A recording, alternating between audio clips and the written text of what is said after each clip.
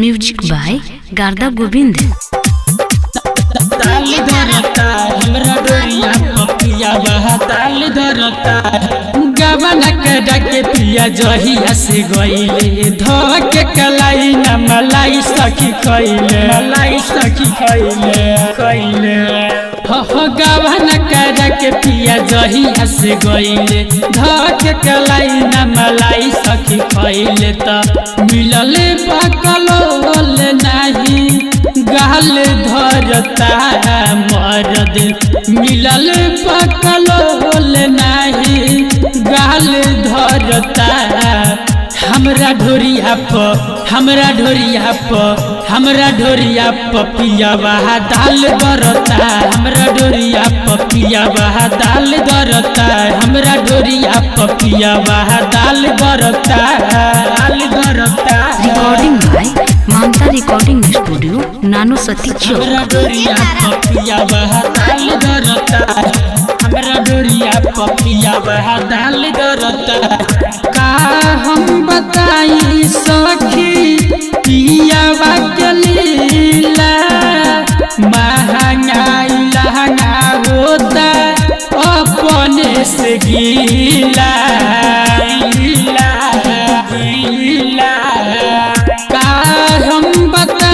सखी पिया के लीला महंगाई लहंगा होता अपने से गीला ठोपे हमारा लहंगा से माल चुअता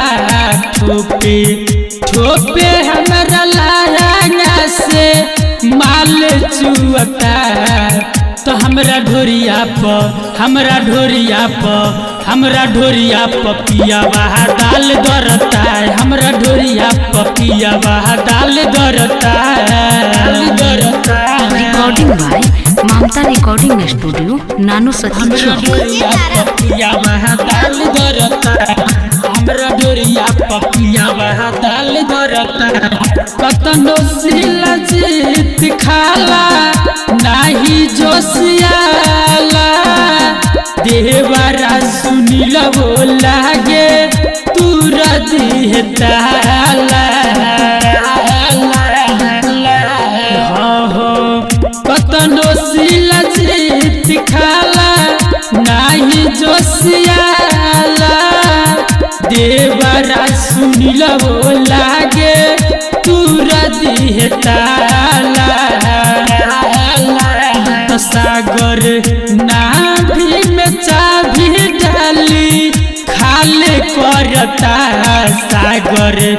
नाभि में चाभी डाली खाले करता हमरा ढोरिया प पिया बहा दाल धरता हमरा ढोरिया प पिया बहा दाल धरता हमरा ढोरिया प पिया बहा दाल धरता गवन के डके पिया जहिया से गइले धके कलाई न मलाई सखी कइले हो गवन के डके पिया जहिया से गइले धके कलाई न मलाई सखी कइले त मिलले पकलोल नाही गाल धरता मरद मिलल पकलोल नाही गाल धरता हमरा ढोरिया